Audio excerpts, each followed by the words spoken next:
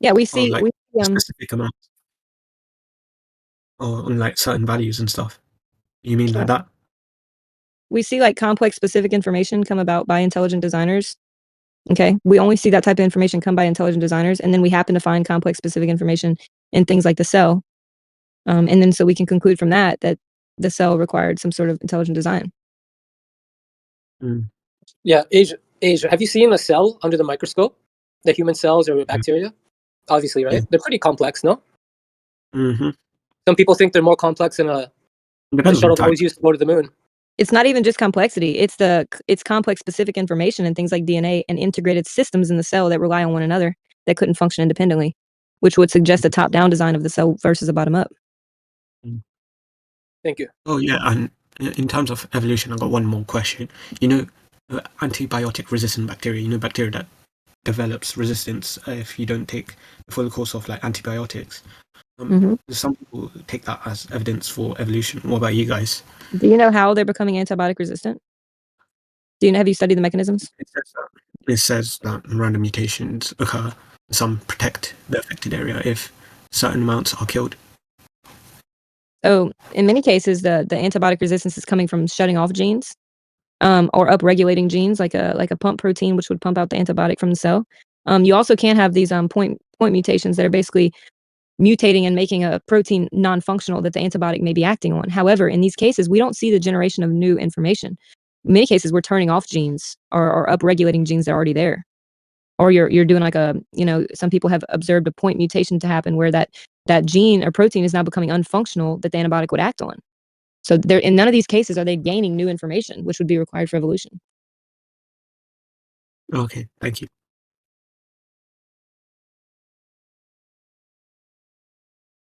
Yeah, Taylor, and thank you. If I'm not mistaken, Kent Hovind and other people have talked about the receptor sites on these or on these biologic items like cells. Is that anything to do with the receptor sites as well on the human side, where it's no longer able to? There was an issue with the receptor site. Have you heard about that? Like maybe like humans being like immune to certain drugs and the receptor that they act on. Yeah, there's some sort of issue where the bacteria can't actually, or the antibiotic can't bind to the receptor site in the human because of some sort of what do you call it? It was malformed. So Yeah, for I've never heard of that. So then the antibiotic can then hurt the human. No, I've never heard of that before. That would be interesting. okay, Antibiotics on humans. yeah, I'll try to find that. It was just an alternative explanation on resistance, and it was talking about how the receptor sites on the human. I don't remember the specifics, but if I find it, I'll send it to you. Yeah. So instead of acting on the bacteria, the antibiotic's being used up on the humans because the human's receptor site's been like mutated to now accept that antibiotic and utilize it. But I think that there's other mechanisms too of how antibiotics work, like on specific pathways that bacteria have that humans do not. That's how they have to make antibiotics. They have to make antibiotics target pathways that do not affect humans and that do affect bacteria only. So yeah. But in all these cases, they're not gaining new information. Nobody's gaining any new information, like new genes. If you look through the evolutionary lineage, you see these genes kind of popping out of nowhere. These long segments of genetic information. Where did they come from? Can we formulate these new genes from non-pre-existing DNA sequences? That's a big question, and I wonder how they even invoke that because like the elongation of the DNA. Most DNA mutations that they're saying are responsible for evolution are like point mutations where they're switching out nucleotides and things of this nature. But you'd have to be inserting these long strands of DNA to like formulate these new genes, unless you're just constantly transforming the DNA that's already there. But at some point, you would need elongation of DNA to insert these new genetic codes over the span of evolution. So I'm just wondering how these long sequences of DNA were inserted and formed over time, because you're normally in mutations you don't see new nucleotides being added and elongating the DNA. You can see like a frame shift mutation. If you were to add a couple of nucleotides on one strand, that would just end up being like looping out and being cut off. And then if there was new strands of nucleotides inserted, that would mess up like the binding sites unless they were like perfectly matched with one another, like the corresponding nucleotide on the other side of the DNA. Unless they were perfectly matched, the DNA polymerase wouldn't even be able to slide down that DNA and to reproduce it. So it would just be like non-functional. So where did these new sequences get inserted? How did we gain new DNA over time? Taylor, what about that P thing that priest Mendel did? What about that? The P thing? Looking at genetics? Yeah, we have dominant and recessive alleles. Like that's how we have different like hair colors and eye colors. And like he was studying genetics. Like if we have a green pea and a yellow pea, if we mix these together, what are the chances of the green pea and the yellow pea? And he was looking at like dominant and recessive alleles. But that's not gaining new information. You're just choosing which allele is being expressed, like what hair color, eye color you'll have. Yeah. What exactly is an allele? An allele is like a segment of DNA that's responsible for different traits, like hair color or eye color. Like, I'm just saying, like, in DNA, like, if the amino acids that make up the strands of DNA, right? Like TCAG or whatever. What's an allele? Like, in that, or is it just another combo? Like, I don't, I really don't know. So nucleotides make up DNA and RNA, and then amino acids make up proteins. And then like a strand of nucleotides would give us like a protein. Okay. And then so these alleles would be the strands of nucleotides like that are responsible for like hair color or eye color. How do we differentiate between those nucleotides and other nucleotides? Is it through like ACTG things? Yeah. So like okay. For a protein to be expressed, you have like segments of DNA, and then like basically depending on the code, you're gonna have like the code for the protein, the code. and then outside of it is like a start and stop codon where you know to stop transcribing right here. This is the protein in particular, right in between the start and stop codon. And the start and stop codons are segments of 3 nucleotides that represent 1 amino acid. So it's 3 nucleotides to 1 amino acid.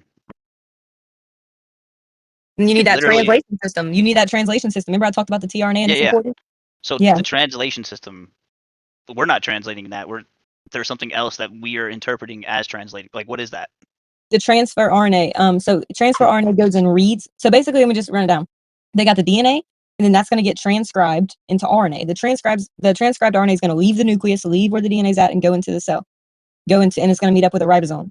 This is where protein happens. Wait, rewind. What is transcribing the ACTG?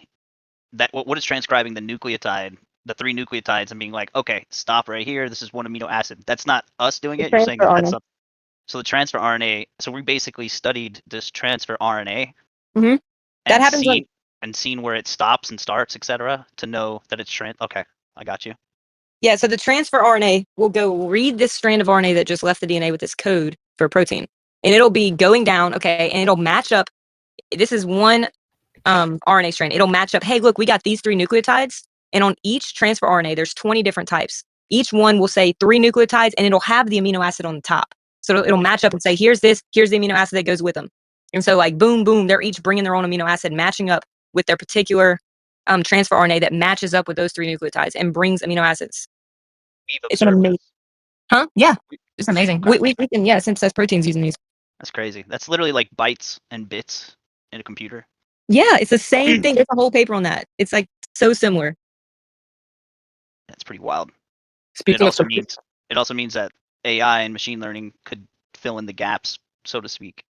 Mm-hmm. Yeah, it's crazy. That's scary. Speaking of computer, I was just reading here. It says, In the Road Ahead, the book by Bill Gates from 1996. I think the original book was in 1995, but his revised edition, on page 228, he says DNA is like a computer program, but far, far more advanced than any software ever created. So I'd like to ask the Globe Defenders, is he wrong? I get their opinion. I wouldn't necessarily say Globe Defenders. You could say evolution defenders. I wouldn't say Globe Defenders. You would say evolution defenders in this case, mate. Yeah, thank you.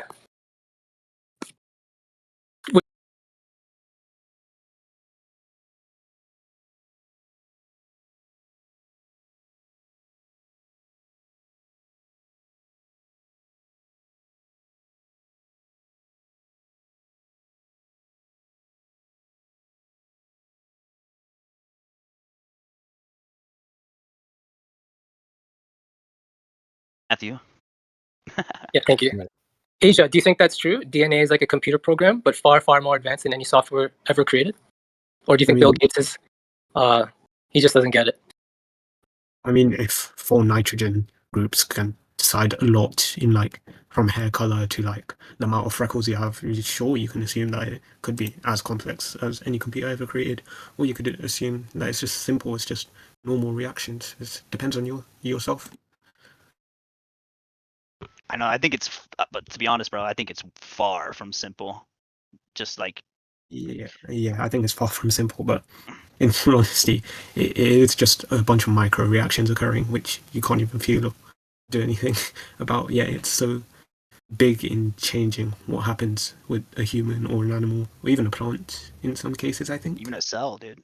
But like, Anything that's isn't living. that like a humbling thing though, to know that like we can't even come close to creating life in a lab, like not even close. I mean, now we can't, but who knows what to say in like 100 years, 400 years into the future, we could be making it in the lab. But you know what's going on though, right? Like Taylor's laid this out in her presentation, that the more resolution, essentially, the more we discover about the complexities of a cell. True, it's the going to more- take a while the more- before we discover everything. No, but it's like an exponential thing where it's like the more the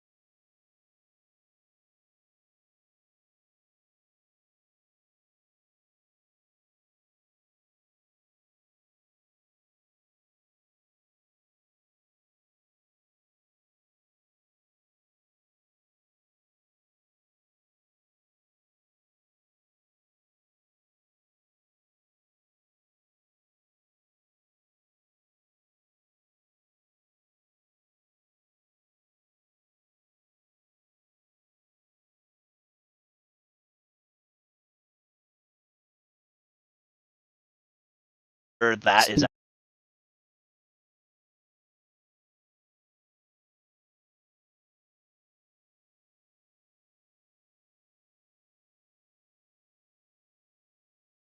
out of reach, because Bigger the the more we hole. learn, yeah, it's insane. Like there's no way they can get close to creating life with just chemicals in a lab, dude. There's something else and you need that's not specific empirical. conditions to create. Yeah. Specific But conditions that's to create the DNA reactions. You need specific places for it to be in a cell. You need so much, so complex. But who knows? Eventually, our descendants or someone down the future could do it. You never know. Getting it to go is another part. Having That is everything true. there for the cell is one monster to tackle, but getting it to gives go, a spark start of with life, right? Yeah.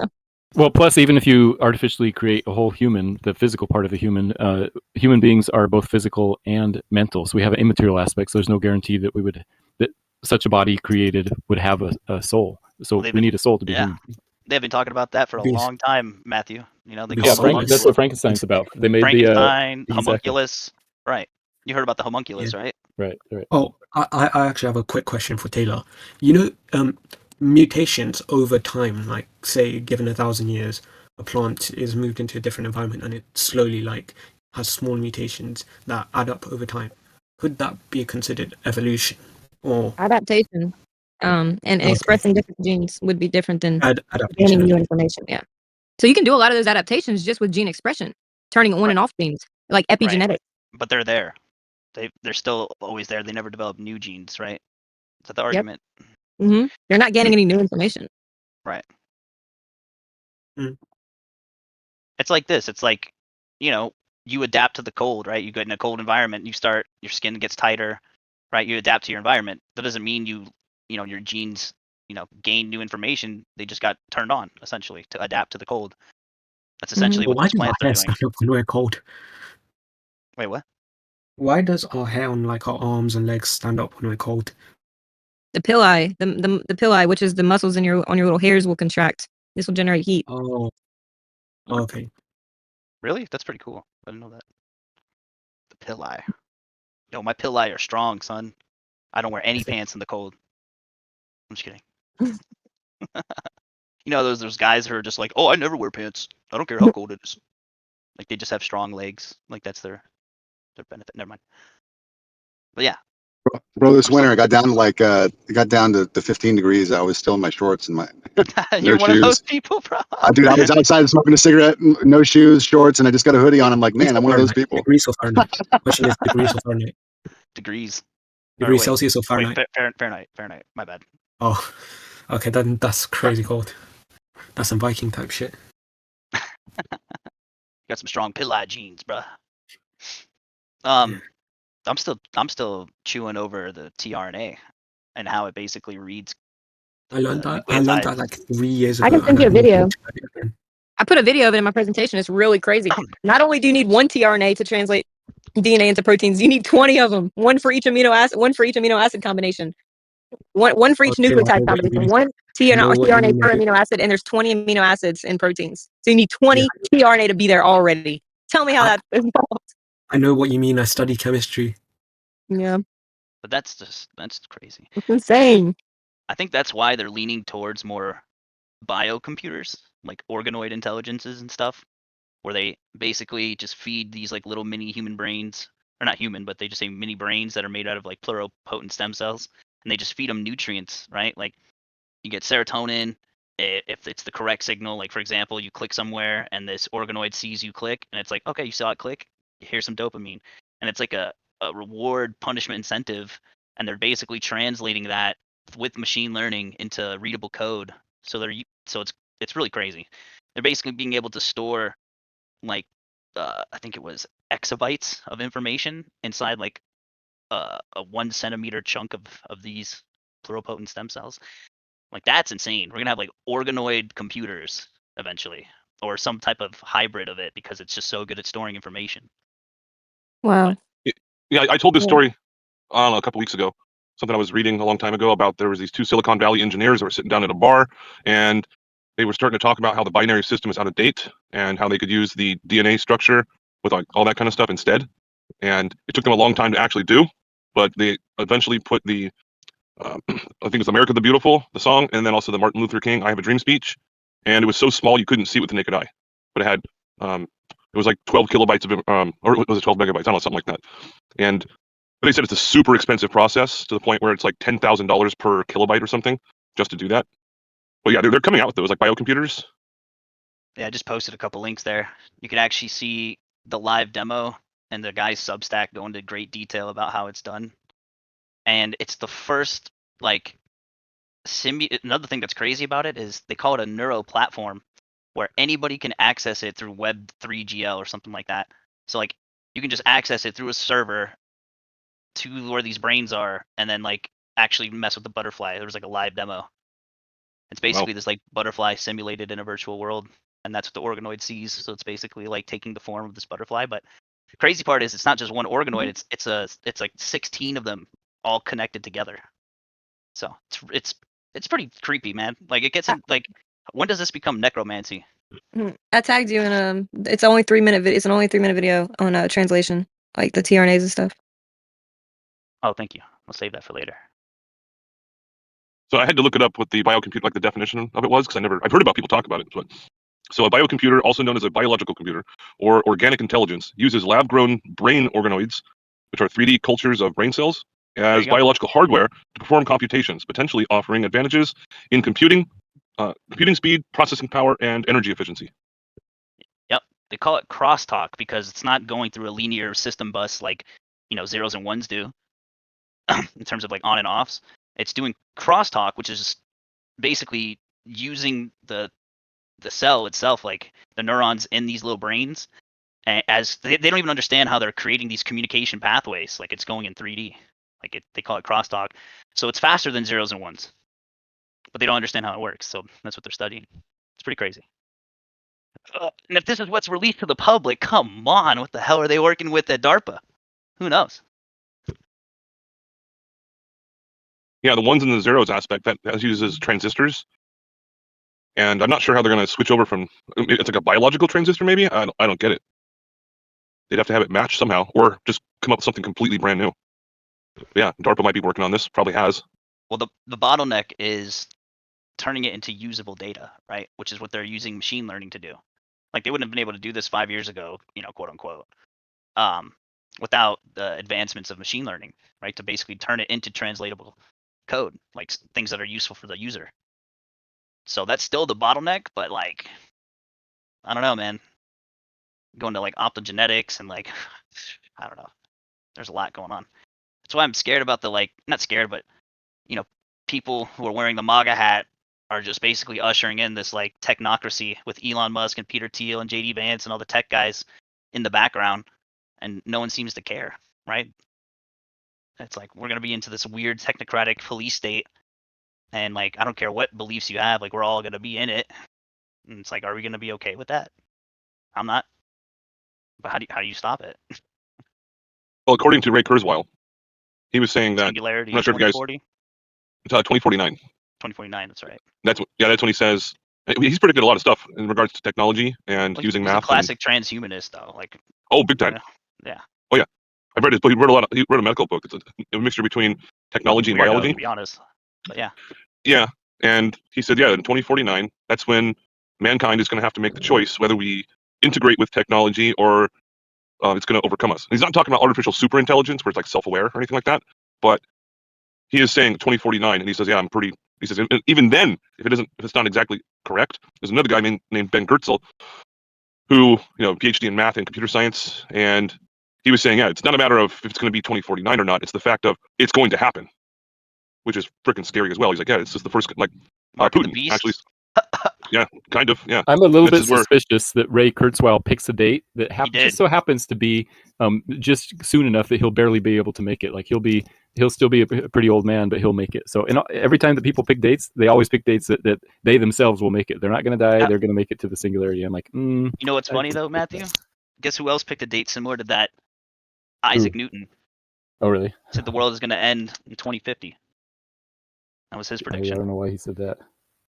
Well, he basically, he was an alchemist basically in secret during that time, and there was this guy named James Maynard Keynes who basically bought up all of his personal manuscripts and started translating them, and he basically figured out all this weird shit he was into, and this was in the 1930s, and Isaac Newton was a very esoteric weirdo who basically was obsessed. He had 60 different Bibles or 30 different Bibles, something like that he translated, and he was obsessed with finding alchemical recipes that were hidden in old manuscripts. Yeah. He was looking for the Philosopher's Stone, if I'm not mistaken. That's right. Yep. He was obsessed with trying to find the Philosopher's Stone, or at least create it, because he thought that was one step into understanding God's mind. And there is this other guy, Dr. Robert something, whatever. He basically recreated one of these alchemical recipes that Isaac Newton himself got from this Roman poet Ovid, who basically wrote in euphemisms like the sordid whore or the menstrual blood of the sordid whore, which actually translated into different elements. And he recreated what Isaac Newton created back then, and it worked. He said it was going to create a purple alloy with a net-like structure, and he recreated that. So it led credence to what Isaac Newton was discovering about these old manuscripts, including the Bible, having hidden alchemical recipes encoded in it. And that's how he got that date, 2050 or whatever. But Okay, that's interesting. I hadn't heard that before. yeah, here I'll send it. There's a documentary about it. It's called The Dark Heretic. It even goes into a part of his alternative explanation for gravity, which he called the vegetation of metals. I have that unpublished manuscript too, but here I just posted it if you want to grab that. It's a really good documentary. But he talks about how gravity was bleeding in, and that the Earth was drawing in etheric breath and exhaling gross matter, essentially. And this is one of his theories that was only a few pages on, but here, let me see if I can find it. I think I have it. I do have it right here.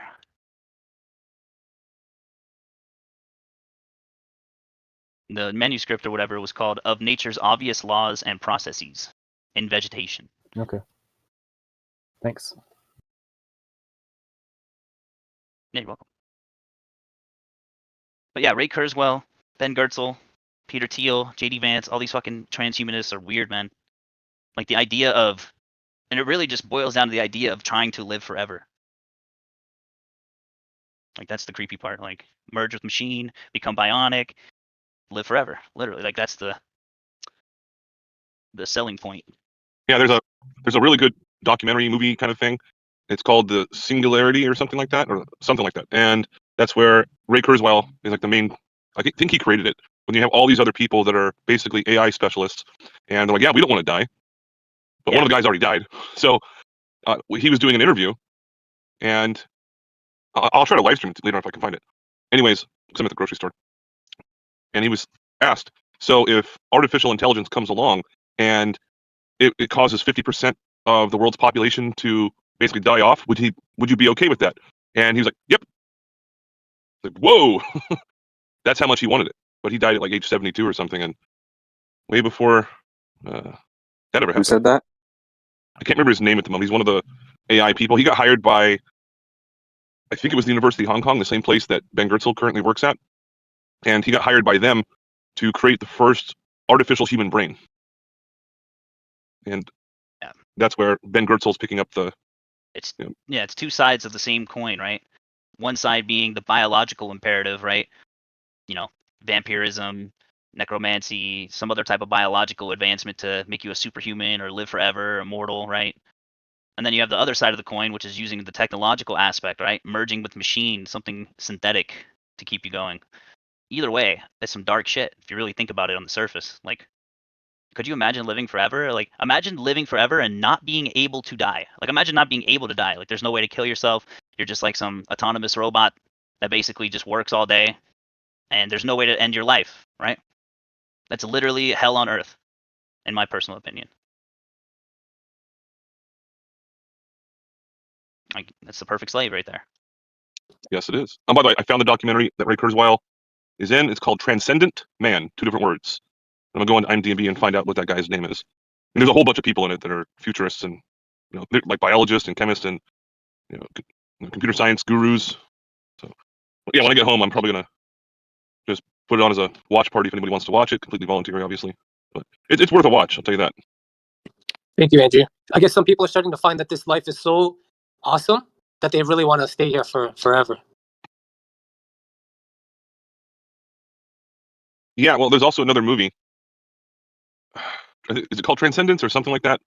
It's with Rebecca Hall and Johnny Depp, where he gets mortally wounded to the point where, you know, he only has so long to live. It was like 3 weeks or something, and they're like, yeah, there's no way to cure this. There's no way to do anything. You're gonna die. He's like, well, I don't want to die. So what he does is he captures like every single part of his speech and everything that he knows, and he puts it into a computer program. And he's like, when I die, I want you to recreate me. I'm like, wow. Like, no, I think that goes against. I don't think any religion in the world says, yeah, go for it. And even though I'm not religious, it seems like it's morally unethical to even attempt to try to do this stuff. Yeah, especially if they try to harvest blood to extend their life, right, from younger people. Just like through the rat experiment where they would take blood from younger mice and then inject it into older mice.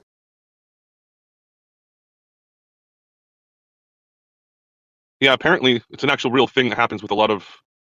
I've only seen movies and TV shows about it, but then I went on the internet, started looking up, like, is that a real thing? Like here in Silicon Valley, you know, there's a lot of billionaires and people that are almost billionaires, and that's what they're pretty much doing, is they're taking the blood of young, healthy, like, you know, Olympians or something.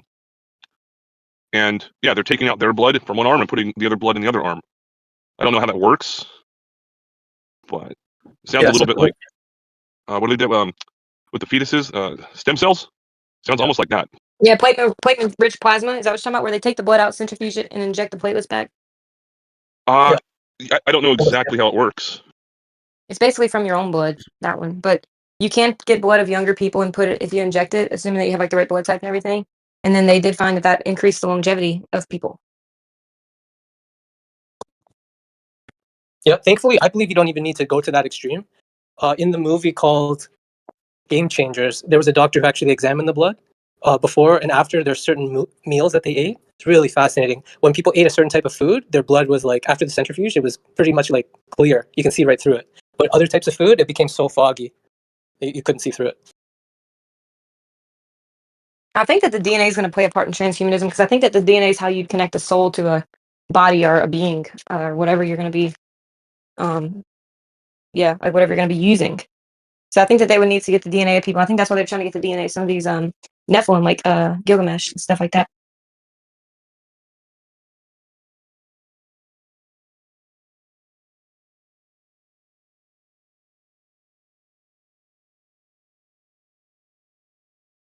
So years There's a ago, paper about on 10, DNA is a fractal antenna. And I what think is? that DNA is a fractal antenna, and I think DNA is how we connect our soul to our body through those like electromagnetic signals that the body can produce via things like biophotons. Interesting. Yeah, this is not my wheelhouse of expertise by any means, but I like to learn. So I take notes. So,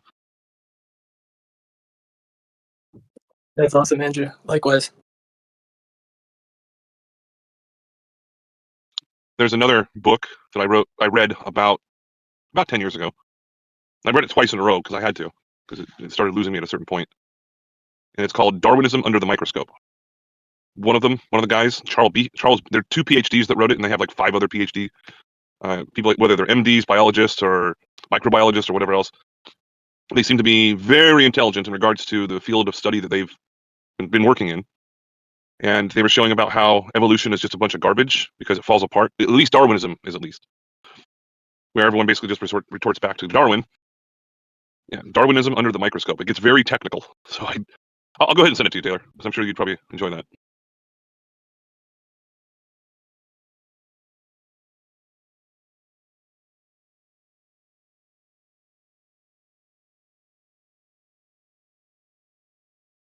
Yeah, one of the cool things about Discord is there's a bunch of people in here that have a whole like load of different backgrounds, and some people have like, oh yeah, I dropped out of high school, but they still have something to offer in regards to intellectual conversation.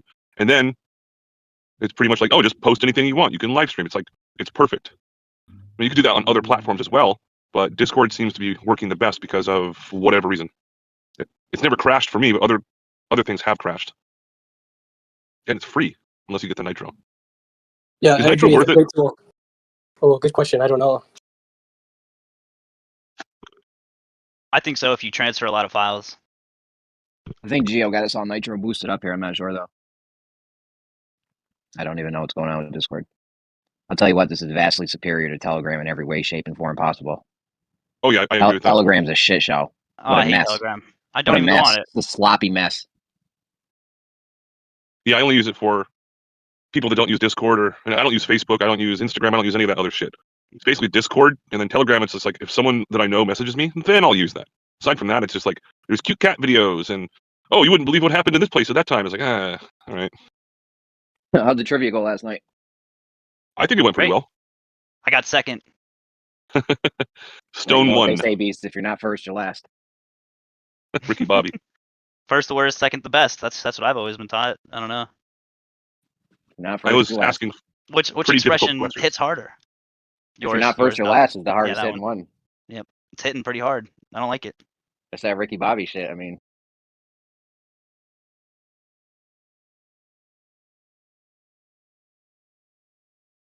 Yeah, I'll be doing another trivia pretty soon. I just have to. I mean, a it lot must have more been some questions easy questions if Beast got second. It must have been, what were you doing? Oh, the children's burn. version? Hey, what did they say? An eye for an eye makes the world blind. Better watch out, Jeremy. You're doing a little kids version last night? Are you mocking Andrew's questions? Wow, do you hear this, Andrew? I'm He's talking saying if shit he about your came in questions. second, he made it too easy. It's tough to know when he's making them. All right, Well, the ready? subjects. What does the term NEC stand for in electricity? NEC? NEC? Yep. No idea. I The don't know. National Electric Code. Give me a point, Andrew. All right, what's next? Jeremy, you're going down. The fuck would I know? All right, I'm what, just talking with you. You're smart. Dude, you broke out the word scintillation on us the other night. So, I mean, Is this a joke? impressed. no, it's not a joke. Those are my questions. I wrote them all. What was the All right, question Super again? nerd questions, bro. What's the C stand? Yeah, I mean, sort who of. the fuck knows that shit? What's this T stand for? Like what?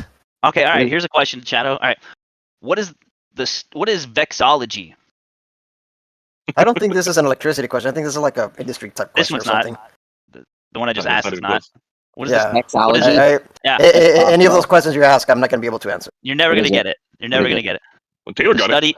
No, it was me that got it. How dare you, Andrew? Oh, What? I'm sorry. What is It's it? the study of flags. State Huh. flags. What? Vexology. Yeah. Figured they would have called it flagology, but all right. The Anyway, subject's from. I'll be back later. Give him some trivia questions. Let's see how I'm gonna go back and listen to how bad Jeremy does. Go ahead, Andrew. I gotta go. Yeah, ask me All all the right. questions, and then we'll see if I did better than. Do you know how many you got right? I He's gotta, probably googling and shit, bro. I mean, come on, I would do it straight up, like you know, heads are out here googling. let me pull it up. While I'm pulling this up, one of the questions that no one got, but Peter was really, well, actually, several people were pretty close. In regards to computers, what does CMOS stand for? CMOS. Never heard of it. It's attached. It's how your BIOS works in your computer. It's on the motherboard. I haven't even been in a BIOS in about 15, 20 years. Okay. Complementary metal oxide semiconductor. Yeah. Because the topics that I chose for this one were technology, engineering, archaeology, law, and language. Pretty. Some of them overlap quite a bit as well. That's why I thought it was a cool way to actually get it. I changed it from literature to language. All right, let me pull up another one. Were you guys talking about right before this? I don't think some I of don't us know. are really acquainted with those topics that much. Well, if you wanted me to go really difficult with engineering, I definitely. could have, and nobody would have gotten them right.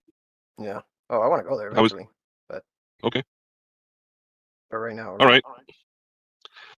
I'll ask maybe like 3 or 4 more questions, then I have to go into the grocery store. I gotta get some food for dinner. What are the 4 main branches of engineering? The fuck kind of question is that? Electrical, structural, civil, and Social. I don't I know. don't think these are even engineering questions. I don't even know what this is. Mechanical. Mechanical. There we go. Those are my 4. Mechanical. Me and Riggs are a team. What are you saying? Structural? Yeah, is that a real one? Structural is a subset of civil and mechanical. Oh, aerospace. I already said civil, so I didn't need you, Riggs. I'm on my own again. You guys are so close. Electrical's one, right? Yep. Civil, electrical. Yep. Social. Somebody said social. We're all a team. No, that's like a separate category entirely. It's What's the other 2? I'll just tell you. It's mechanical, electrical, civil, and chemical. You said mechanical was a subset. Yeah, you got us No. on. You got us on the chemical. Good job. No, structural is a subset of civil You and said mechanical. mechanical, and you said mechanical was a subset, and then you used that as one of your things. No, I said civil and structural is a All right, subset man. of You gotta mechanical. you gotta get your story straight. All right, well, it's live recorded on Space Audits. just fuck with you. I'm These are too gonna complicated, choose- bro. They're too complicated? Yeah, ask another one. Start us off with give it lob one down All the right, middle. easy. I mean, what topic do you want? Technology, Just engineering? the easy one. Just the easy one. Just lob an us easy one. Lob us a fastball right down the middle. All right, fuck it. Which English author is credited with introducing over 1,700 words into the English language? Oh, what's the guy that Shakespeare. wrote? What's the guy that wrote Hamlet? Yeah, Shakespeare. That's correct. See, I I didn't already make them knew all that, possible. Riggs. I already knew that one, Riggs. That's a good one. That was all you wrote. That was an easy one. All right, hit us with another easy one. We get all the easy ones probably between me and Riggs. What is the process called when a law is declared unconstitutional by the courts? What do you got, Riggs? When a law is declared unconstitutional. Let me think. Hold By on. the courts. Hold on. Can we phone a friend? I'm calling Issa. I don't know. It's called judicial review. All right. All right, you guys should get this one. What is the name of the process where metal is heated and cooled to improve its strength? Refinery. Smelting. Tempering? Tempering? I think someone got it Tempering is before me. correct. Hey. Oh, Tempering. nice. We got a lot of questions here. So, all right, it's a process of elimination on this one. No one got it last night. What is the only letter in the English alphabet that is never silent?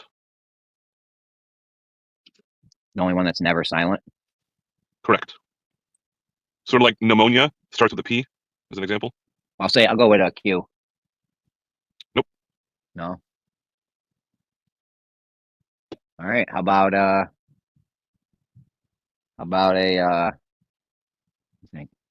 Let's go J for the Jesuits or something. They always want that shit pronounced. J. He said J for the J's.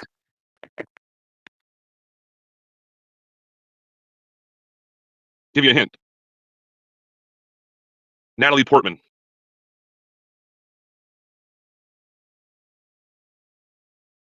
I know it's a very vague tip. All right, no one's gonna get it. It's V, like V for Vendetta.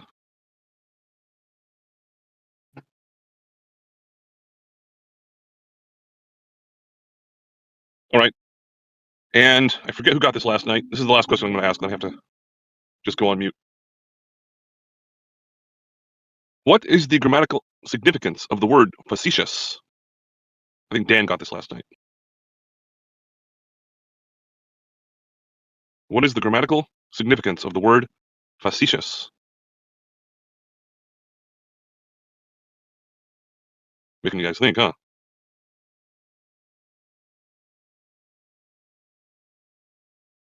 Okay. Am I still here? What's going on? Yeah. Okay. You're here, Brian. Well,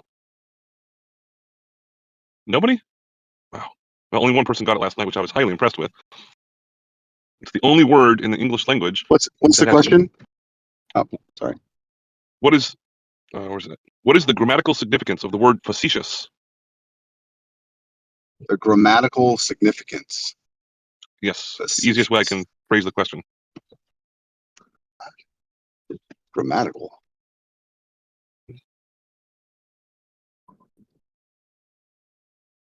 Does help if you spell it out. Okay. Wasn't it something like all the letters are in alphabetical order or something? It's the only letter, the only word that contains all the vowels that are in alphabetical order. Oh, only yeah. Only one word. Sometimes why? You said you said grammatical. Oh, okay. Gotcha. Yes. Well, yeah, because Y is like Y, WHY, by, my, that kind of thing. Yeah, that's fine. That's fine. I accept. You got me. All right, this is a little bit of a trickier one, but you can look up the definition if you want. Or look at the question if you want. I dare you to challenge me on any of these. Anybody? Last one, then I gotta go in. What does a gyroscope measure? It's measure. Precession. Rotation. Well, you can just type it in right now and look it up, and it's very specific. You can go ahead and do that. What does a gyroscope measure? Yeah, because as you're moving around, like if you're on a roller coaster or something, it's going to change its angular position, and also the faster you move, it's called your angular velocity, and its orientation. It measures angular velocity and orientation. So, I'll do more later on if you guys want, for people that missed it. Or you can just go on to Alan's Space Audit YouTube channel and watch it. Yeah, some people are like, why don't you ever turn your camera on? Like, I do during live streams on Discord. Thank you, Andrew. Yep. Appreciate it. Unfortunately, there's a whole bunch of people who are banned from that server, so you guys can have fun over there by yourselves. Okay, I don't have any control of that. Yeah, well, nobody says anything, then nobody has control. Oh no, it's on Alan's YouTube channel where it was live streamed. It's up there right now. Just to let you know, Riggs, I have heard people speaking. That's just watching a video, man. People have been saying stuff. Just to let you know, bro. They've been talking about it. I'm familiar. I got banned from Alan's channel, but I still want to be friends with Alan. He's come up with a lot of like very interesting things. I loved some of the thought experiments he came up with. Like, I think those should be published.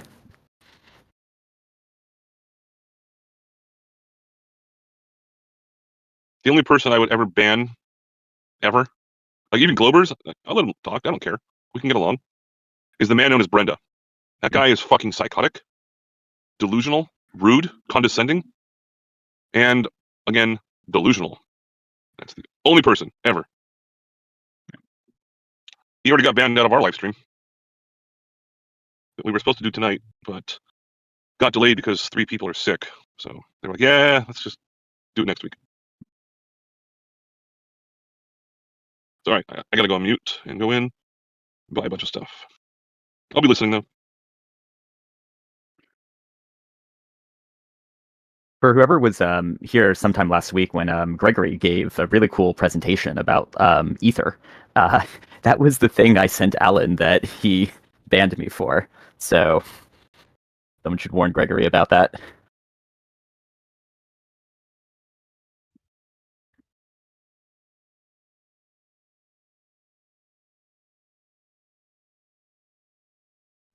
Which Gregory did a presentation on Ether? Look through the member list here. The only Gregory. You like are there any others? Funny font to his name? Religious Gregory? Probably. Are there any other Gregorys? Okay, good point. Oh, how the heck did I miss that? Okay. The one Greg to rule them all, man. Yeah. It was kind of an impromptu thing. He wanted to bring it up, and yeah, he went through it all that night. Yeah, that was a really cool delve into the history of it all. I loved it. I didn't even know Gregory was into Ether. Yeah. Interesting. Yeah, he is. He's got all kinds of arguments about it with space-time and how it, how it's not space. Linked to the relativity claims and how, debunking the relativity side. Okay.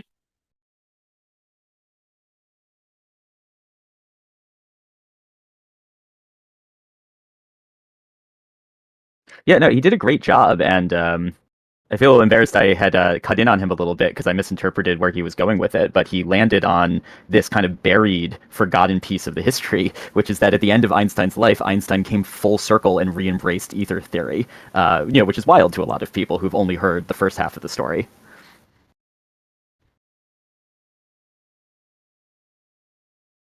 Yeah, that's what's kind of interesting about some of these figures in history, man. Are you familiar with Louis Pasteur? Mm-hmm. Supposedly on his deathbed, he said that the germ was nothing, that terrain is everything. Ah, so there does seem to be this sort of like, I don't know, it's a bit of a pattern anyway, but these kind of, what's the terminology?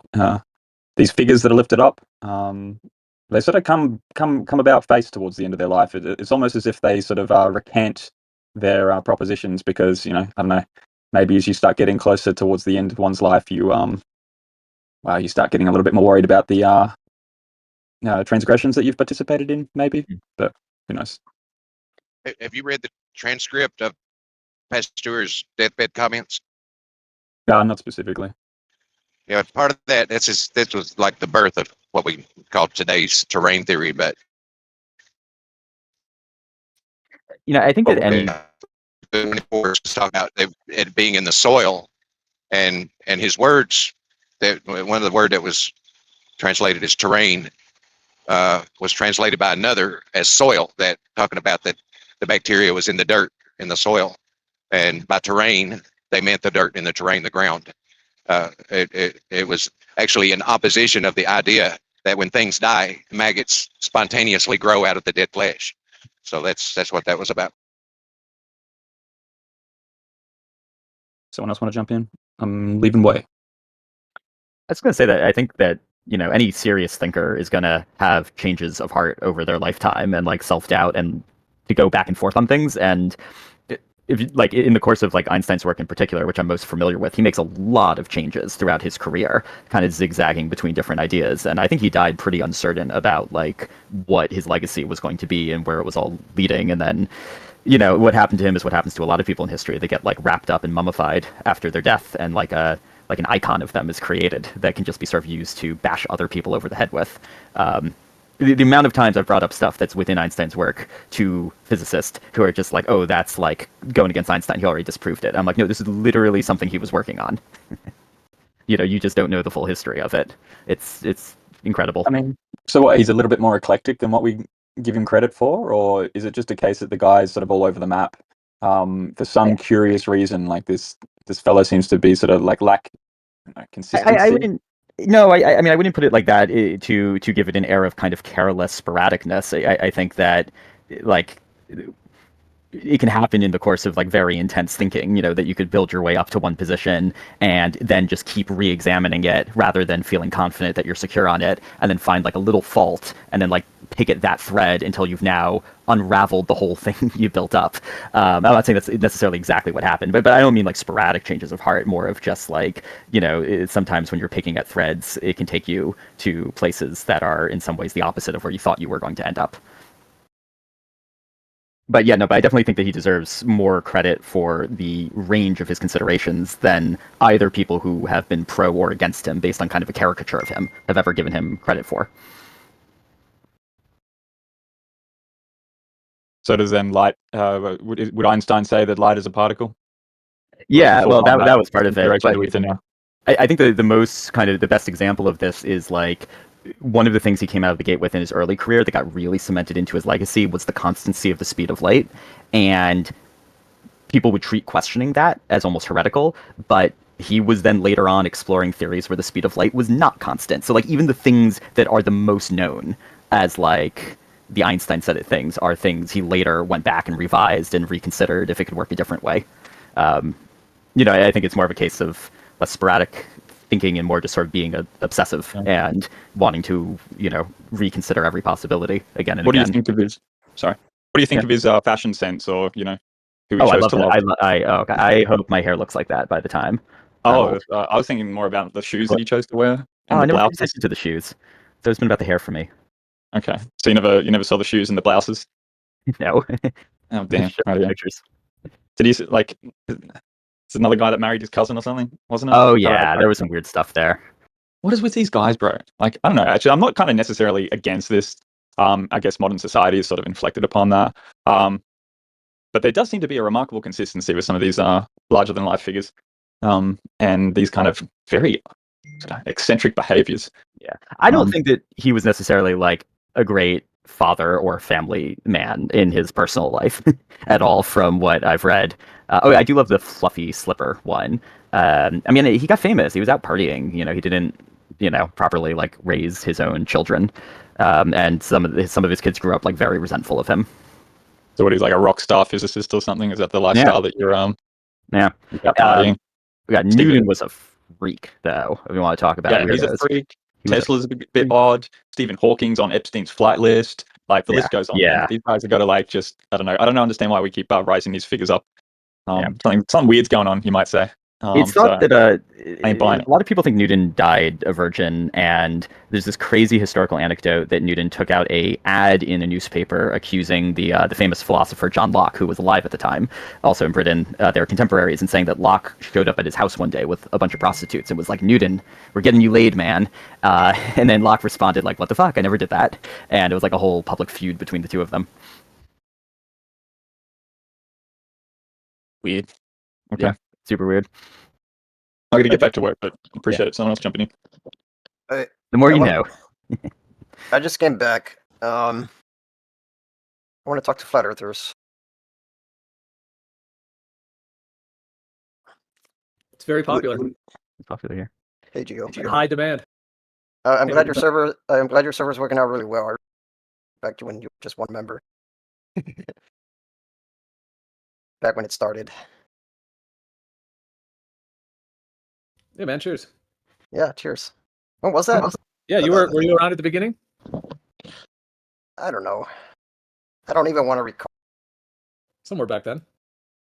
Let's see when Discord says, unless you've changed accounts. September 28th, 2021. No, it's the same one. It's the same one. Yeah, September 28th, 2021. Yeah, so that would have been like right at the beginning. Yeah, been here since day one.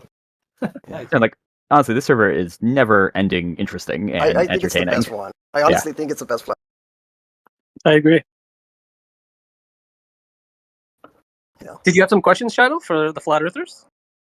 Yeah, I guess. No, yeah, I do. Because I think I talked about this before, and I remember the end result was. Did somebody make the claim that if the Earth is rotating, like that we would fly away, or? No, I don't think so. Although we were discussing earlier today about the train experiment and feeling motion. Okay. What about that? So, are you on the train or in the train? Ooh, what reference frames? Yeah. Yeah.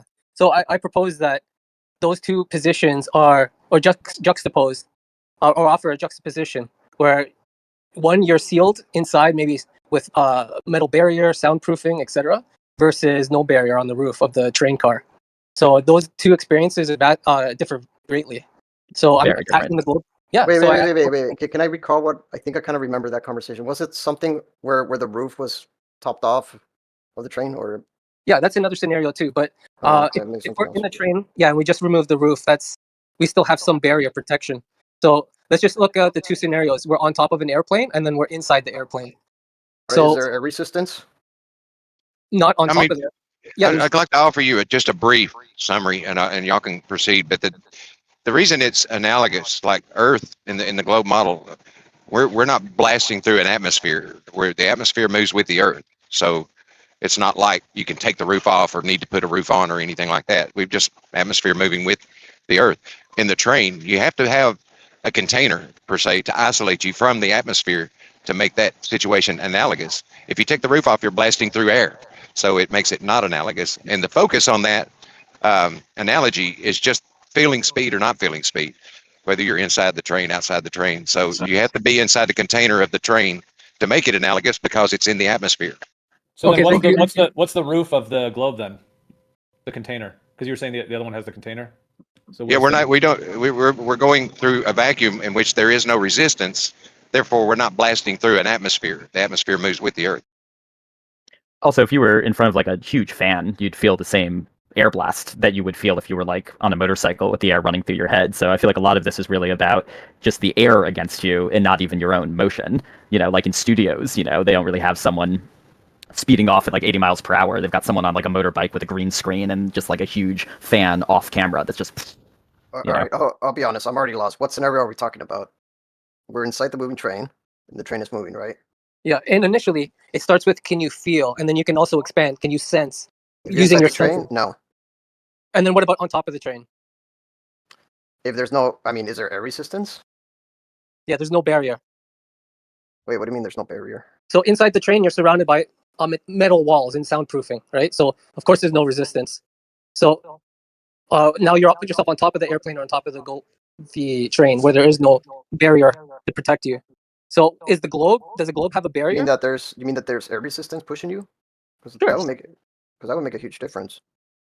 Well, okay, is the Earth a train where we're inside the train, or are we on top of the train? Is the Earth where we're on top of the train or on top of the Earth, or are we inside the Earth? Oh, I think I'm getting it. Is that the Yeah, analogous because, to the train? yeah, essentially because people say you can't feel or you can't sense Okay, motion. now I get this. So I'm saying, well, yeah, if you're in first class, you might not feel motion, but put yourself on the outside, you'll definitely feel a sense motion. You can see it, you can feel it, you can hear it. Well, realistically, you'd be outside the train. Yeah, I agree. We're on top of the train. And okay, I think I see where this is going though. I think. Yeah. So I want people's Oh, I opinions. see. What's the barrier on the globe? Is it a physical barrier or is it like a gravitational barrier? This is the best argument I've heard, to be honest. Thank you, Shadow. No, it kind of is. Because Can I just say something? I'm gonna go. I'll be Can I back. get in? Yeah, of course. Please do. I'm just gonna go grab something. I'll be Yeah, back. can't wait. Yeah, dude, I wanted him to hear it. Shit.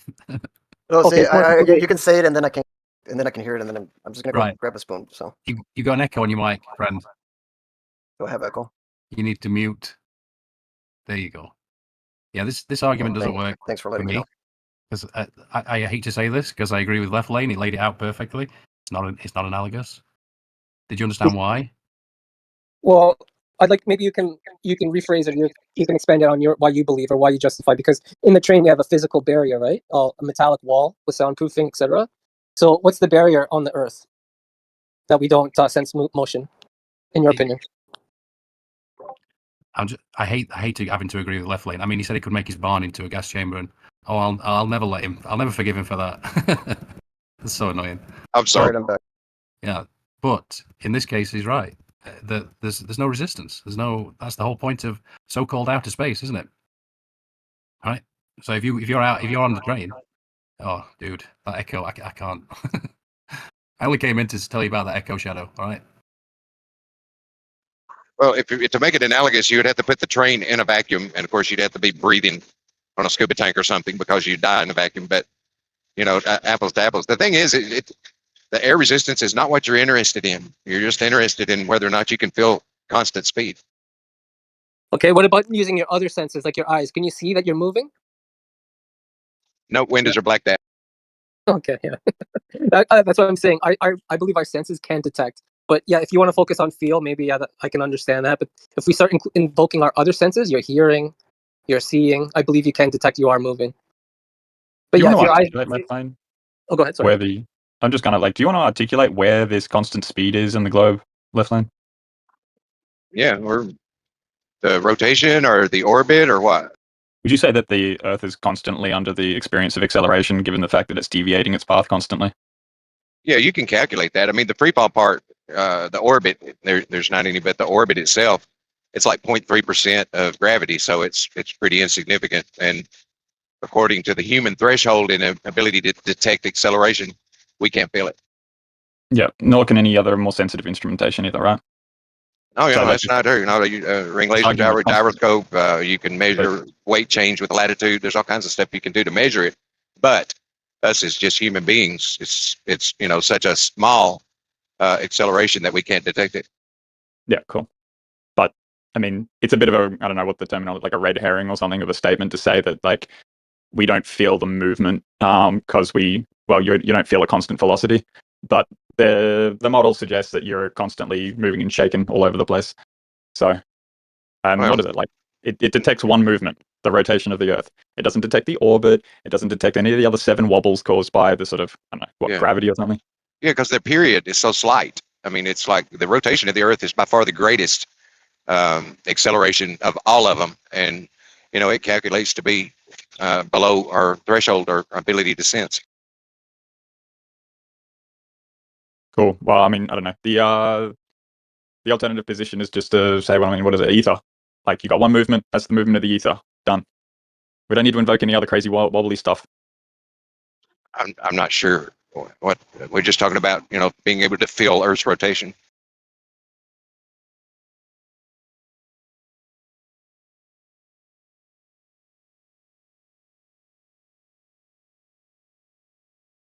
But it always comes up, or if you stand on the outside of the plane, you'll feel it. Well, of course you will, because you're blasting through the atmosphere. But I mean, there's a little meme of a guy on one of those high-speed trains. He's got a nickel standing up on the edge and a glass of water sitting there, and I mean, it all just rides right along. How about this then? Yeah, okay, cool, I get it. You're on top of a train. You're feeling the resistance of the wind, the air, right? That wind, that density of the air is the reason why you and I can actually talk right now. Correct? I mean, there's a bit of technology in the way, but I'm effectively vibrating that air. And you're picking up a signal essentially, right? Yeah, it's mechanical, yeah. But then when it comes to the like explanation of light and outer space and stuff, all of a sudden you don't need a medium to vibrate.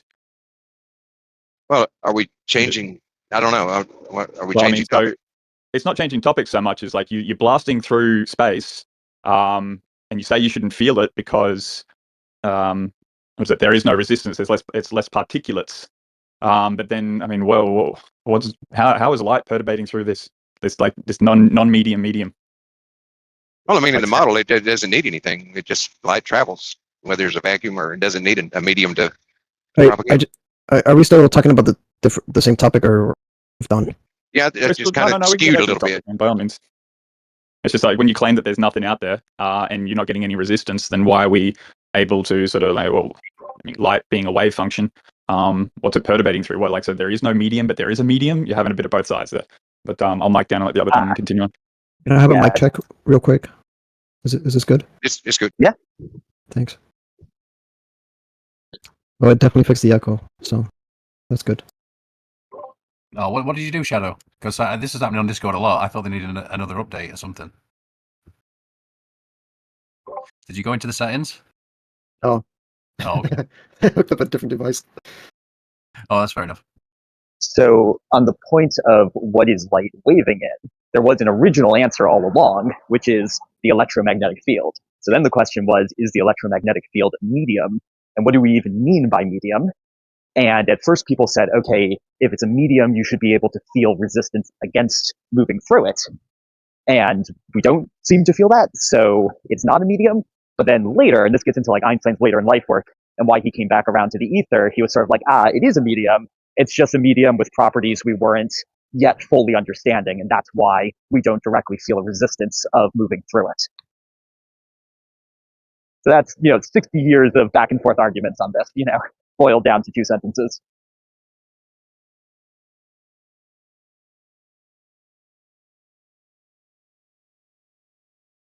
To respond about the whole train and negligee thing, I would say we're outside the train, but it's a lot more complicated than that.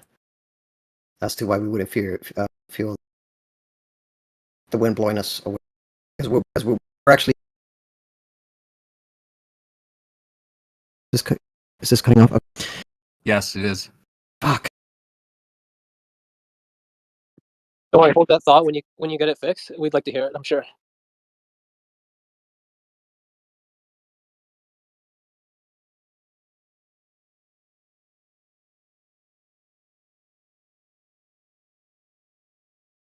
Okay, that was very weird. Anyways, I think we'd be outside the train, but it more the fuck is 6?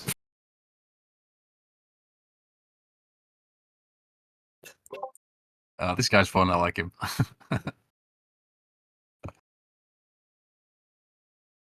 This mic shouldn't be cutting off. I took the fucking echo thing off. I'm very confused right now. No, you wouldn't be feeling any, like, it'd be a little more complicated than just the air pushing you outside, because when you're moving, when the Earth is rotating, you're moving alongside with the wind as well. The wind is moving too. The wind is in motion. Your So, yeah. microphone is like way too loud, and I think maybe that's why it's cutting out. It's like way too amplified or something.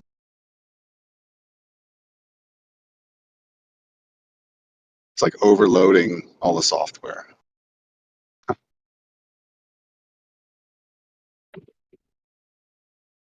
So do you think you can hear when you're moving pretty fast, right? Your senses are very capable of detecting the environment in which we're in. Do you think you can hear when you're at a high speed?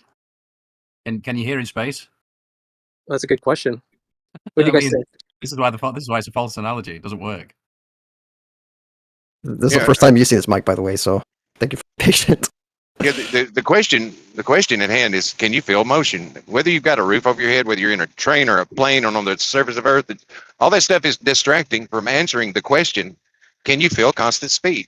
And the answer is no. We don't have a mechanism, we don't have an organ of any kind that senses constant speed.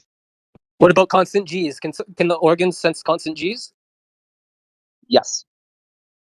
Yeah, I agree. Yeah, you feel G's. I think we're at 1G right now, right? ZZ? We're on the 1G. But if we go to Jupiter, it's several other G's. Yeah. I thought they had patents for absolute motion devices. What's on here? One way to tell is if you're in like a moving, like in an airplane or a bus. It'll say it's going 50, bus is going 50 miles an hour down the highway, or an airplane going at that speed. If you like run from the back to the front, or if you run from the front to the back, you'll notice a difference if you're sensitive and aware enough. Now, I'd be willing to claim that if somebody put a blindfold on me, that I'd be able to know. Like if you blindfolded me and then just picked me up and put me at the front or the back, and I didn't know, and I just ran, I'd be able to detect the difference. Because when you're in motion going forward and you run from the back forward, you have to pick up that extra speed to go essentially faster than the bus. So you have to pick up that speed. You have to, whereas when you go from the front of the bus back, it's sort of like one of those walkways that are going under you. It's much easier to run from the front to the back. You'll almost slam into the back of the bus or whatever when you do that. But when you run forward, you feel the resistance trying to run from the back to the front.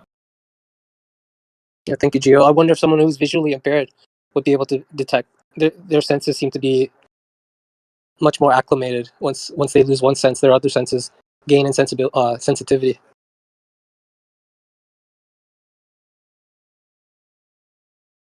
But yeah, great question. I'd like to know what it's like traveling at Mach 3, locked in. Yeah, however, but from the perspective of being on the globe, they claim, like, it is so slow. Doesn't seem like you'd feel it.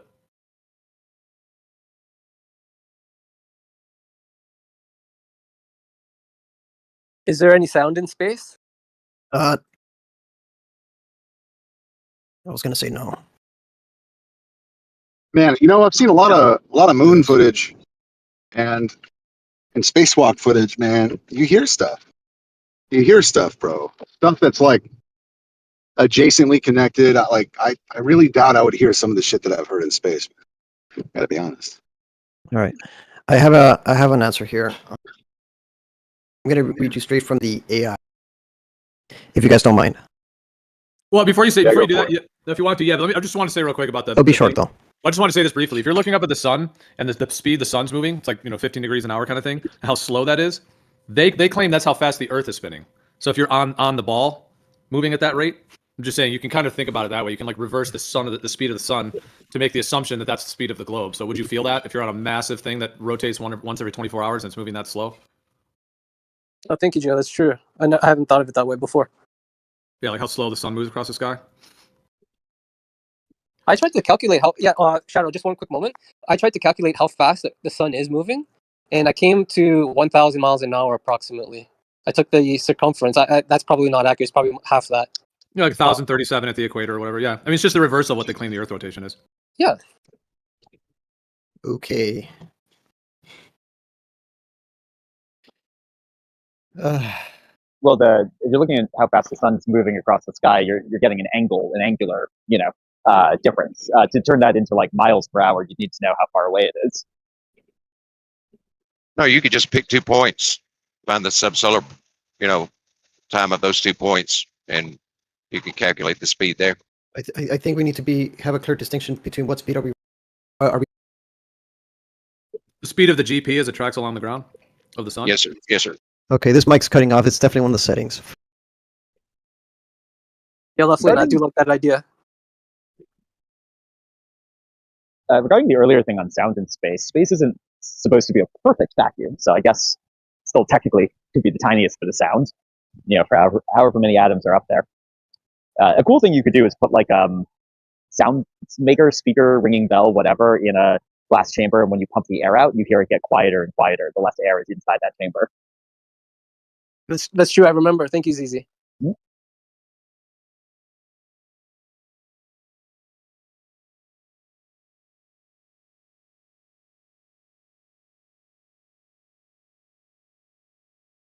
All right. But even if you wouldn't feel it with your senses, it doesn't mean we are rotating and spinning, though. I mean, just because the rate is so slow. If you're on a really slow elevator, like, would you really be able to tell you're moving? If it's extremely slow. Well, it makes logical sense to me when you look up at the sky, Joe, but that's just me, though. Like an elevator, if an elevator went up in 24 hours, like up a flight or up a level in 24 hours, would you feel that kind of thing? During the motion that it's changing, yeah, you would definitely feel that. No, I'm just saying it's not really the best analogy. I'm just saying if you were in an elevator and it was like going up one floor and it took 24 hours to go up one floor, and it never changed speed. It was just going a really slow rate. I'm just saying, would you feel that? Would you be able to know, hey, I'm moving or I'm not? I don't think anyone would. Not with that. Yeah, we would need other senses as well. Well, like maybe it was an elevator that had a window to the outdoors, like the CN Tower. Well, there's always going to be the acceleration of gravity that's going to pull you towards the ground. So yeah, I would say you would feel it, even if you're moving at constant speed up in the elevator. You would feel the motion of the elevator up if it went. Well, you would feel the normal force. You would feel the fucking thing. You would feel it more heavy, right? Or something. No, you feel it start and stop, but once it started, or you feel the G-force reached its acceleration, however fast it's going to go. Once it accelerated to the speed it's going to go, that acceleration goes away. The acceleration never goes away. It will always be present. You're always going to be pulled towards the ground. I don't mean that. I mean the acceleration of the elevator. Once it takes off, you'll feel it. But once it gets to its traveling speed, then it goes away. Yeah. As I said, you feel heavier. If you put a weight scale, you feel a little more heavier. Yeah, but left lane, if you're on an elevator going up at a constant rate, let's say it was faster, because if it's so tiny, then it's going to be hard to tell. But if you threw a ball up in that elevator or you dropped a ball, it's going to be different than it would if it was not moving. Would you agree? Well, do you remember Brian Leakey, and this came out because of Dale's upward moving Earth? He took a scale inside an elevator and put a weight on it. And of course, when it took off, it measured and like doubled the weight of the whatever the thing that was on the scale. But after it took off and was going up, it read 0. And then it read negative when the thing stopped, which we would expect on deceleration. But while it was in between taking off and stopping, the scale read 0 or near 0.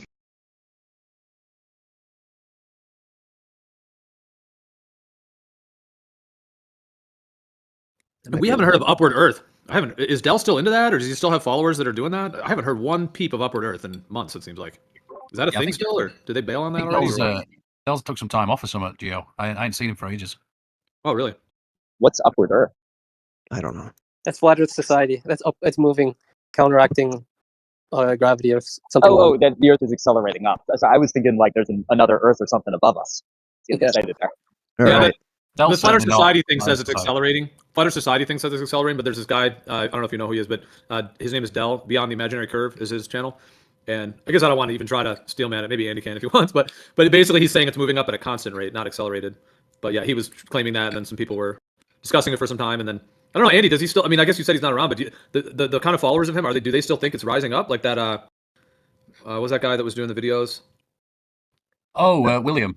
Yeah. He seems to have took some time off as well, so I haven't seen him make of it. But then again, I'm not hardcore fan, if you know what I mean. I'm not fanatical. Whenever I hear fan, I think fanatical. So I'm not into it in that much. So maybe he has. I'm sure if since I subscribe to both of them, I'm sure I'd see. It comes up on YouTube, doesn't it? Right? As soon as you flick on Alright. YouTube, it'll say, "Oh, he's doing a live video," and I'm not seeing him do a video for a month, maybe. I don't know. All right, I want to go back to this thing about the train thing. This is what the eye says, and I agree with it. The Earth isn't like a moving train through an atmosphere. It's more like a train where everything inside and outside is moving together, including the air, which is basically what I said originally, that the Earth is moving alongside as well. There's no outside like with the train cutting through still air. A better analogy: imagine you're inside a train moving. Hopefully, I'm not cutting off anymore, which is good. Imagine you're inside a train moving at a smooth, constant speed, and even the air inside the train is moving with it. You wouldn't feel the motion unless the train accelerates or changes directions.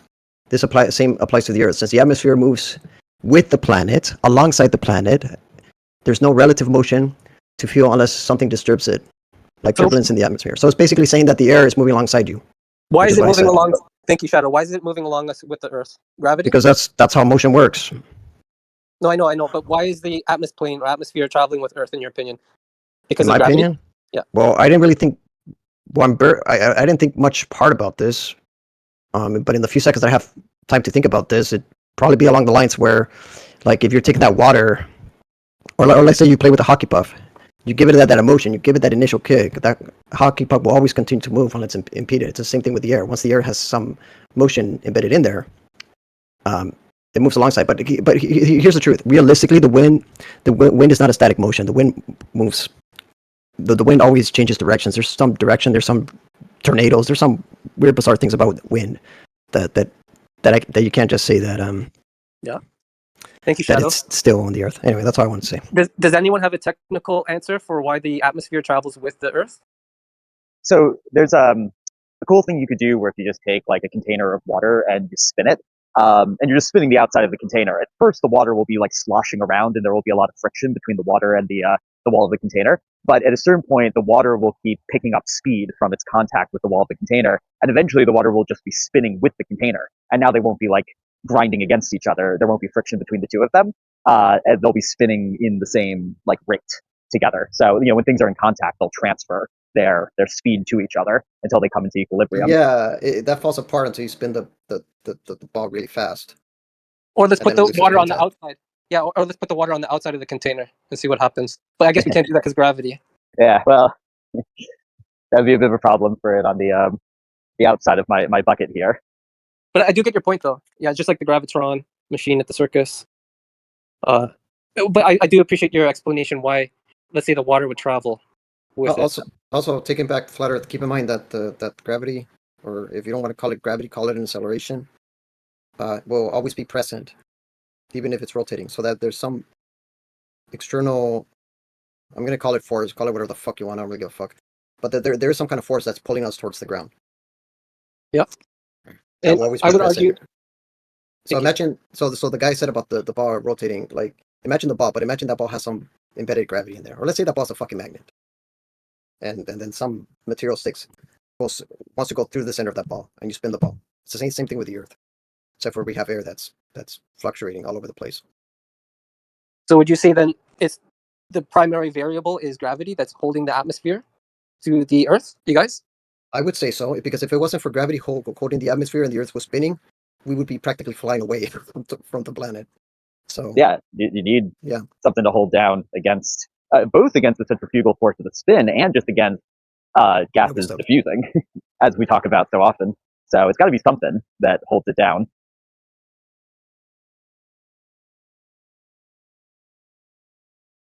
Thank you. On the train, the that's container wall would enclosed. do the job. I can acknowledge that. A container wall could also do the job of holding in the atmosphere. Gravity is another hypothesis. Thank you, ZZ. I was just gonna. Yeah, that was. You just made what I was gonna state. Thank you. No.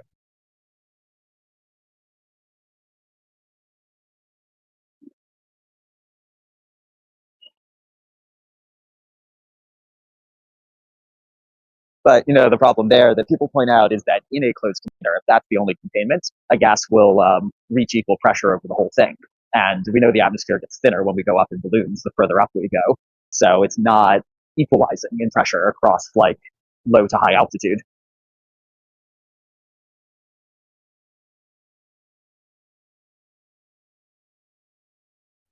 I'm amazed how easily people can believe they live in a vacuum. Just boggles my mind. Just explain it away like that. Oh yeah, the Earth rotates. I mean, the atmos rotates. Yeah, but we're in a vacuum. But yeah, it's a wall. It's not a perfect vacuum, but yeah, I know. I see.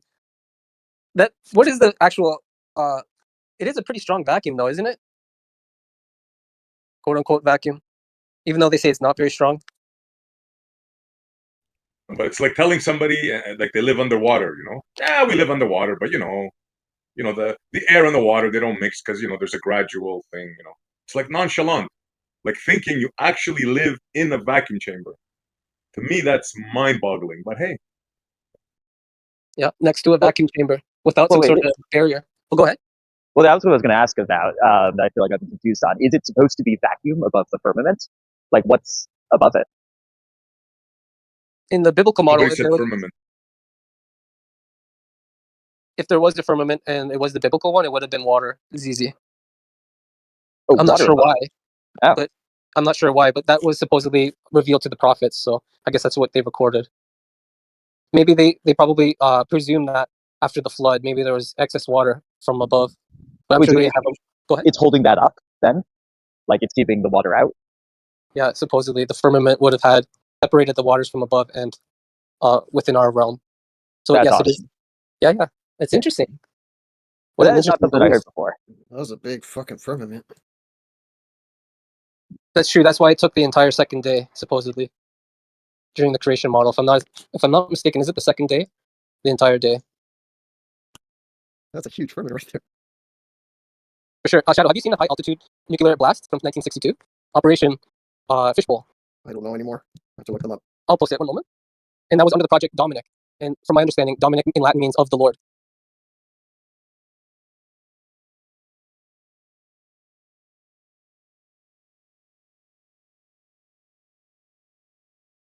By the way, I don't think any model of cosmology, universe, whatever, is easy to understand. I mean, I think whatever it is, we're talking about something that is outside the realm of us humans, basically. So. Oh yeah, wait until you explore the atomic model, then Oh, yeah.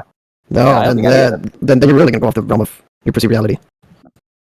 And get this, guys, when they did those blasts, initially they were near the Kármán line, and then they supposedly went further, but around the 95-kilometer mark.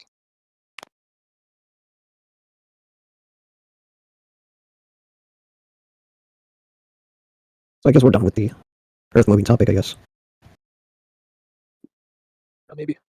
So somebody convinced you that right now you're moving at 1.5 million miles an hour? Nobody convinced me. I convinced myself. You convince yourself? So you believe right now, as you're sitting or whatever you're doing, you're traveling at that speed? I believe we're moving alongside with the Earth. At that speed?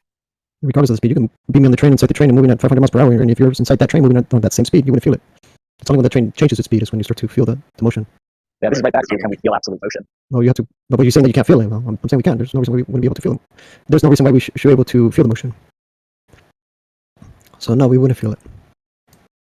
So you think it's possible to be traveling at that speed? Let me repeat it again. 1.5 million miles an hour you're moving right now. Well, I don't know exactly the speed, but yeah. Please don't interrupt me. You blink, you open your eyes, you move thousands of miles. You've never been in the same spot ever in your life. Yeah, if everything's next to you is doing the same thing, then everything looks the same when you open your eyes after blinking. Right. Okay. Fine. Fair enough. If that can be done on you, I mean, yeah, good on you, bro.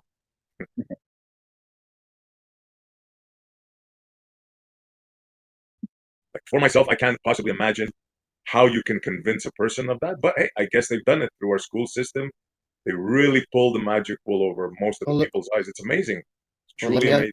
Well, I don't think you could have done it if they didn't do it when we were kids. You know what I mean? I don't think you could get a bunch of adults that were not already programmed as children. You know the way children like pick up languages and stuff when they're young. You know, it's amazing. They can just listen to Japanese and they can speak Japanese. You know, when they're children. So yeah, we just soak up so much. I don't think they would have been able to do it if they didn't have the generational reset thing they did. Well, I'll tell you what convinced me in school, and I don't think, and this was later into school and studies, so I don't think this is necessarily shown in elementary school. I did this experiment with these just like plastic cars, like on a track with very low friction, and you could just like hit them into each other, and we put a pressure plate on the cars, so you could see the impact between the two of them. So like the first thing you do is like you send one of them at another, one's stationary, one's going at 5 miles per hour, whatever it was. And then you do it again, and one of them's moving in one direction at 5 miles per hour, and the other one's coming at it at 10 miles per hour. You know, so it's like the same relative speed of collision. You know, one is hitting into the other at a speed difference of 5 miles per hour. Pressure plate said the exact same thing in both cases. Like there was nothing we could do to distinguish between one car hitting another when one's 5 miles per hour and the other's stationary, and when one's 10 miles per hour and the other's 5 miles per hour. It was only the speed difference between the two that the pressure plates could ever detect. So let me ask you, do you think that we could know for sure which one was moving? No, stationary? because everything I've seen says that collisions can't tell anything about what's going on other than the speed difference between the two things. That there's nothing that goes into how a collision happens that is aware of what its absolute speed would be, if there is an absolute speed through the universe. Okay, let's say we had a parking lot and there was a pole in the parking lot. In the ground, right? A light pole? Yeah. And we start off on the far, it's a big parking lot. And we start with a car and we accelerate the car and the car smashes into the lamppost. Can we tell for sure that it was the car that hit the lamppost? Or the lamppost that hit the car? Yeah. Well, you know, I won't lie that my bias, you know, as a human being living in the world is to say that obviously the car is the one that's moving. But in these, you know, very controlled experiments where you just take carts, you know, like on a track they slide along and just bang them into each other where either could be moving, you can't tell. Like you can look at it, but I mean the sensors can't tell what the motion was of either of them, only what the motion difference was. So it's not my intuition. But yeah. I get that, but here in this scenario, we know that the lamppost is planted into the ground, right? It's bolted onto the. So we know for sure in this instant that the car is the one that hit the lamppost and not the lamppost hitting the car. Can we be sure of that in this particular instance? You'd think it would be pretty obvious to say that, like, the car is moving because the engine's going, the wheels are turning. Like, obviously the car's moving. But let me throw this one at you. What if you put a car on a treadmill? You trick the car. Speedometer says 30 miles per hour. You're on a 30 mile per hour going treadmill. Car's staying exactly in place in space. So, yeah, I don't think that we can. Is there a treadmill in the parking lot? Well, then the question would be, what if the whole Earth is the treadmill? So there's we a can go very far down this rabbit hole. So there's a possibility that the lamppost hit the car. If I mean it's stationary in the ground, but if the whole ground you're on is part of a giant treadmill, then the car would be the one stationary, and it's the thing on the treadmill that came around that whacked into the car. Yeah, but you keep putting a treadmill on the parking lot. Like, I've never seen a treadmill in a parking lot. No, what he's, like you gotta, no, like what he's talking about. What he's talking about is it's like me. I'm going down the road. It's like I'm on a big treadmill. Everything's coming at me and moving past me. But from my eyeball, I'm considered sitting still. Everything else is what's moving. Yeah, I hear that. But in the case of the parking lot, we know that the lamppost is bolted into the parking lot floor, right? So in this case, can we not know for sure that the car is moving towards the lamppost? No, I'm not saying that there's like a literal treadmill like made by a treadmill company. I'm just saying, like, what if the whole world, the whole ground was itself a treadmill that's like always going, and you don't realize because you're just on it, going with it. And then the car's driving, but it's actually just staying in place as the treadmill goes underneath it. Yeah, but dude, walking, like, you know those like walkways at the airport that are like, you know, yeah, like when you walk with it or against it, it's definitely different. It's not the same. Like if you just get on it and you stand still and then you walk forward and backward, it's completely different. Yeah, I feel that too. And I wonder though, kind of psychologically, because like my eye is looking at, you know, the stationary ground on the other side, that like I'm looking at the wall, right? So if I walk with it, I'm moving faster compared to the wall on the outside of the walking treadmill, so I see more of a motion blur than if I go the other way. So I totally get what you're saying you feel, but I feel like human senses might be kind of complicated here as far as like how your brain interprets motion based on like other context clues that could be sort of tricking your body sensations a little bit of what you think you're feeling. I hear you, but what if you put a blindfold on and cut all that out? Right, that is, yeah, that's it. There we go. That is a good test right there. We should do that. Put a blindfold on and try to see if someone can tell as easily that way. Well, I think everyone in here would be able to tell if they're walking with it or against it. There's also something called motion sickness, where people can be traveling at a constant speed, and regardless of the acceleration or whatever else, someone said that there's nothing in our body that can sense that. Well, then what happens with people that are moving at a constant speed and all of a sudden become nauseous and need to throw up or something? Motion sickness. I know, but is that from Yeah, rocking? that's a Is great that point. from That is a starting great point, sir. Great point. Yeah, ZZ, I noticed you were going to mention, is that due to the equilibrium in our ear from rocking too much, or can we actually get that on an airplane as well?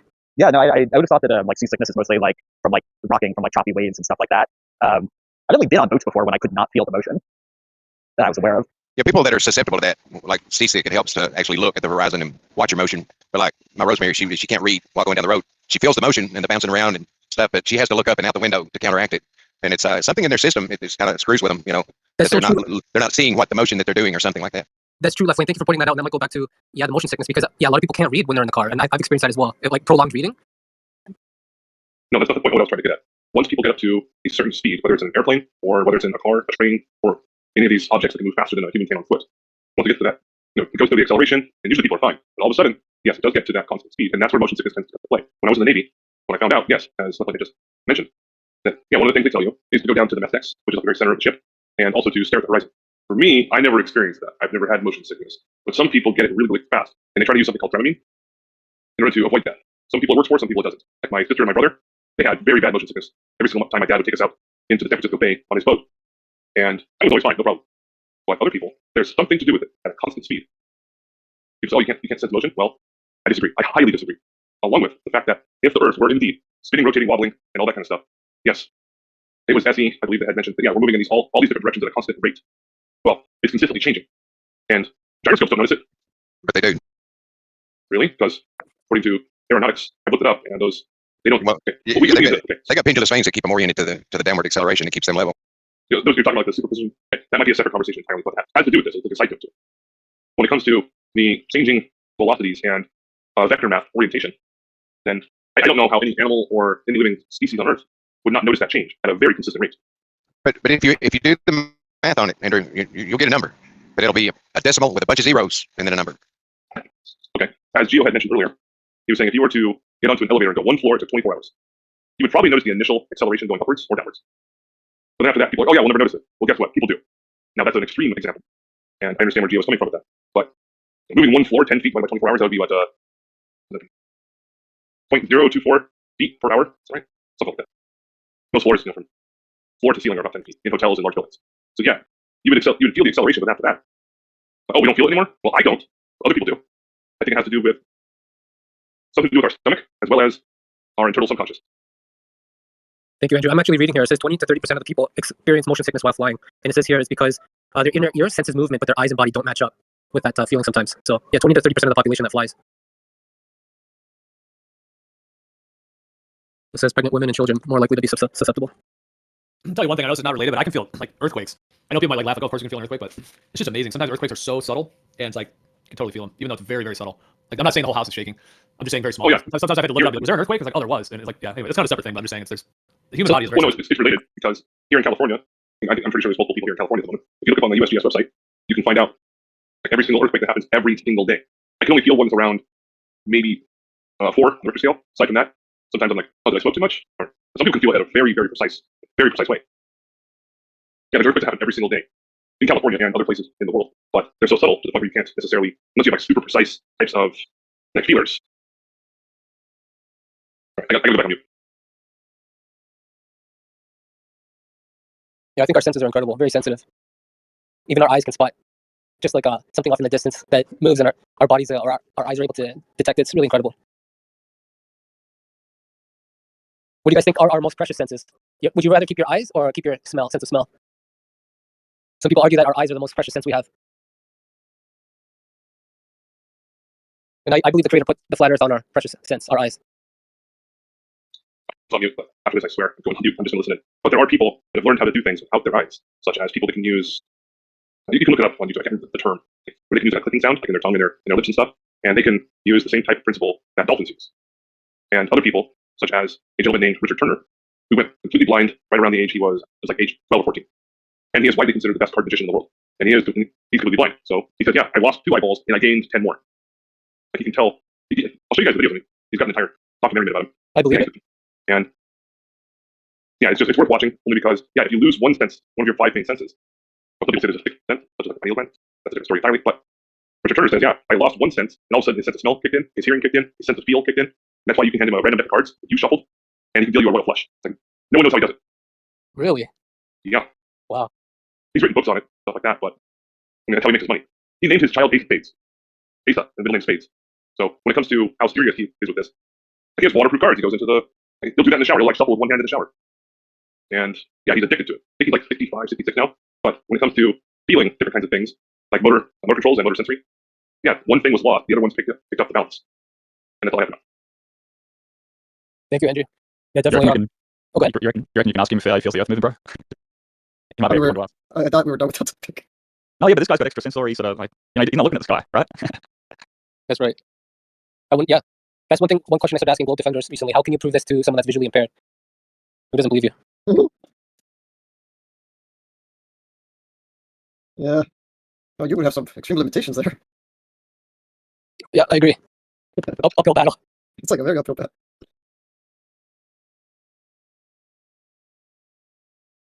I saw someone who was visually impaired walking into a big group of rocks, so I had to redirect them. But I was like, wow. Yeah. Eyes. Shadow, have you seen the flat Earth connection with our eyeball? What? So look at the biblical flat Earth model, right? You got the ice wall, which is the sclera, the white part of your eye, and the iris is a flat ring-shaped membrane with hills and valleys, right? Comes in 3 colors, green, brown, and blue, earth, vegetation, and water. And then you got the black magnetic mountain in the center of the pupil, which you're also the pupil center of this creation. You got the firmament or the dome, which is the cornea. Where does it say in the Bible there's an ice wall? Yeah, it talked about the outer earth, the outer lands, and it was winter. And it talked about mountains at the end of the earth. The ends of the earth, it would have mountains, and then at the top of the mountains, the firmament extended. I'll get you the precise verse. One moment, Gio.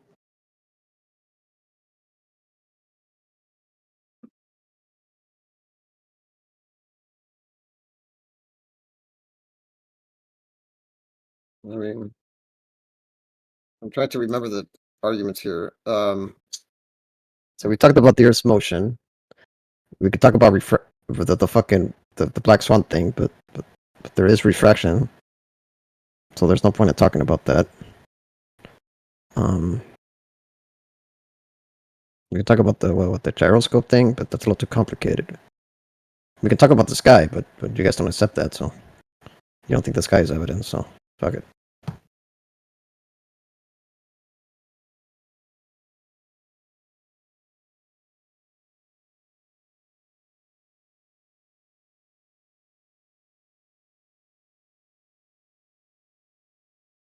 I really can't think of any other arguments other than the ones I just gave. So